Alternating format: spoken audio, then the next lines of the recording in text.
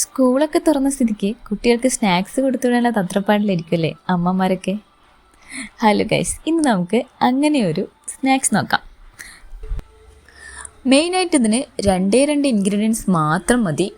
നമ്മുടെ നേന്ത്രപ്പഴവും അതേപോലെ മുട്ടയും, പിന്നെ ഒരു 1/4 കപ്പ് പാലും കൂടി എടുക്കാം. അത് ഇല്ലെങ്കിലും കുഴപ്പമില്ല. അപ്പോൾ നമുക്ക് തുടങ്ങാം. ഇത് 2 നേന്ത്രപ്പഴം കട്ട് ചെയ്തതാണ്. ഇതിനകത്തോട്ട് ഞാൻ 2 കോഴിമുട്ടയാണ് എടുത്തിരിക്കുന്നത്. 2 കോഴിമുട്ടയും അതിൻ്റെ കൂടെ ഒരു 1/4 ഗ്ലാസ് പാലും കൂടെ മിക്സിയിലിട്ട് അടിച്ചതാണിത്. ഇനി നിങ്ങൾക്ക് വേണമെങ്കിൽ ഇതിനകത്തോട്ട് ഷുഗർ ആഡ് ചെയ്യാം. ഞാനിത് കുട്ടികൾക്ക് കൊടുക്കുന്നതായതുകൊണ്ട് ഇതിനകത്ത് ഷുഗറോ സോൾട്ടോ ചേർക്കുന്നില്ല. വേണ്ടവർക്ക് മാത്രം ചേർക്കാം. ഒരു ഹെൽത്തി സ്നാക്ക് ആയതുകൊണ്ടാണ് ഞാൻ അതൊന്നും ചേർക്കാത്തത്.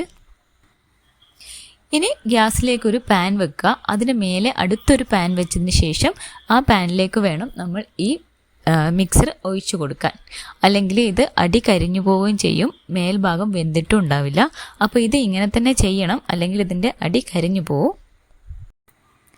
ഡെക്കറേഷന് വേണ്ടി നിങ്ങൾക്ക് കുറച്ച് കിസ്മിസും കാഷ്നട്ടും അതേപോലെ ബദാം കട്ട് ചെയ്തൊക്കെ ആഡ് ചെയ്ത് കൊടുക്കുക. ടേസ്റ്റും കൂടും, അതേപോലെ ഹെൽത്തി ആയിരിക്കും.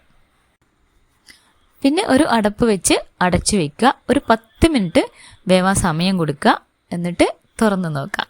അപ്പം നമ്മൾ ടൂത്ത് പിക്ക് വെച്ച് ടെസ്റ്റ് ചെയ്ത് നോക്കാം വെന്തിട്ടുണ്ടോ ഇല്ലയോ എന്ന്. എന്തായാലും വെന്തിട്ടുണ്ടാവും. ഇതിപ്പോൾ വെന്തിട്ടുണ്ട്. ഞാനിത് ഓഫ് ചെയ്തിട്ട് ഒരു 5 മിനിറ്റ്സ് കഴിഞ്ഞിട്ടാണ് എടുത്തു നോക്കുന്നത്. അങ്ങനെ നമ്മുടെ ഹെൽത്തി സ്നാക്സ് ഇവിടെ റെഡി ആയിട്ടുണ്ട്. ഇത് നമ്മുടെ കായ്പോളയല്ലേന്ന് ചോദിച്ചാൽ ഇത് കായ്പോള തന്നെയാണ് കേട്ടോ. ഞാൻ ഇച്ചിരി ഈസി ആയും ഹെൽത്തി ആയും ഉണ്ടാക്കിയെന്ന് മാത്രം. അപ്പോൾ നിങ്ങളെല്ലാവരും ട്രൈ ചെയ്യുക. Bye bye.